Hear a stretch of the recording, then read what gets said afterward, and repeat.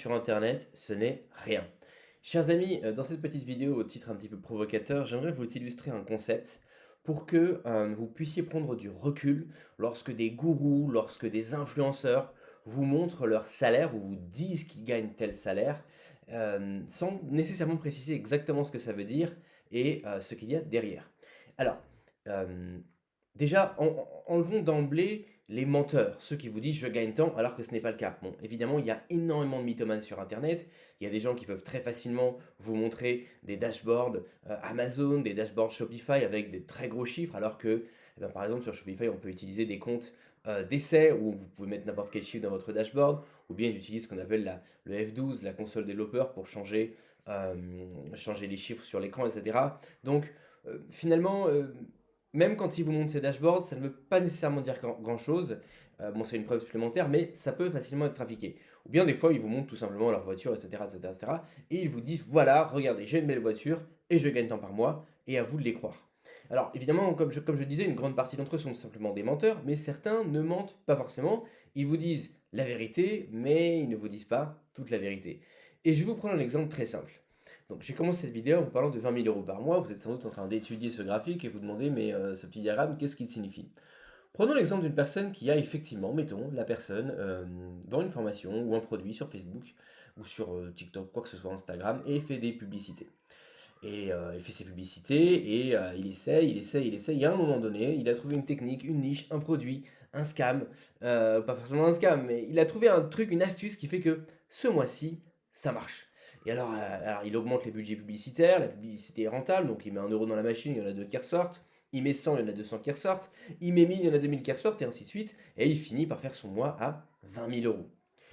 Immédiatement, cette personne va prendre des screenshots, va prendre des vidéos en live et va venir vous montrer ça sur YouTube pour vous montrer que regardez à quel point il gagne de l'argent. Ce qu'il ne vous dit pas nécessairement, c'est que peut-être que pour en arriver là aujourd'hui, en août 2022, à gagner ses 20 000 euros, peut-être qu'il a commencé l'aventure début 2021 pour trouver des publicités rentables, pour peut-être, je sais pas moi, créer son produit, créer sa formation, créer son branding. Il a dû peut-être investir de l'argent et du temps. Ce n'est peut-être pas la première fois qu'il s'essaie à ce type d'activité. Pour simplifier l'exemple, imaginons qu'en 2021, donc pour tenter de lancer sa marque, de lancer son produit, de lancer son service, il ait d'abord investi 5 000 euros, et puis ensuite ça n'a pas trop marché, il s'est dit bon, il faut que j'augmente le budget, je dois investir 10 000 euros. Et il a investi. Vous pouvez imaginer qu'il a réparti ses coûts sur toute l'année 2021, voire peut-être sur l'année 2022. Mais pour simplifier, disons qu'il a investi peut-être 15 000 euros. Quand je dis investi 15 000 euros, c'est pas uniquement en une fois, c'est pas uniquement en publicité, c'est en fait c'est au total, c'est peut-être dans son studio, peut-être dans les tests publicitaires qu'il a fait, peut-être en coaching, peut-être en formation qu'il a acheté, peut-être qu'il a dû acheter, peut-être qu'il fait pas forcément du dropshipping, mais qu'il fait de l'e-commerce un peu legit, et qu'il a acheté ses propres produits qui n'ont pas forcément marché. Donc vous voyez, il y a plein de façons d'investir et avec le temps, un peu d'argent par-ci, un peu d'argent par-là, et ben ça finit par s'accumuler, surtout au bout d'un an et demi, 2 ans. Au total, la personne a donc peut-être investi 15 000 euros. Et pendant l'année 2021 et tout le début de l'année 2022, ça ne rapportait pas d'argent. Son business ne rapportait pas d'argent. Arrivé en août 2022, il a quelque chose qui marche. Et là, ça lui fait ses 20 000 euros par mois. Vous voyez? Peut-être qu'il a fait 20 000 euros par mois, peut-être qu'il a fait. Vous savez, je donne des exemples, mais peut-être qu'il a fait 20 000 euros sur 3 mois, mais que les coûts initiaux étaient plus élevés. Ou peut-être qu'il a fait 10 000 euros ce mois-ci, 5 000 euros le mois d'avant. Et ça peut être réparti, mais simplifions. Disons qu'il a fait 20 000 euros ce mois-ci, ou pendant cette période-là. Bah, il vous montre ça.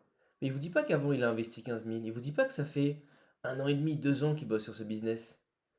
Et ce qu'il ne vous dit pas non plus, et qu'il ne peut d'ailleurs pas savoir lui-même, c'est que peut-être que son produit, très rapidement, eh bien, ça va passer de mode et il ne pourra plus le vendre. Donc, par exemple, ça c'est particulièrement vrai pour les gens qui sont dans les combines. Vous savez, ceux qui ne montent pas de vrai business sur Internet, mais qui sont dans la combine. Ah, tel mois il faut faire telle chose, il y a tel scam qui marche très bien, il y a telle faille qu'on peut exploiter. Il y en a qui adorent faire ça, utiliser cette technique de copier-coller pour pouvoir réussir à faire de l'argent, etc.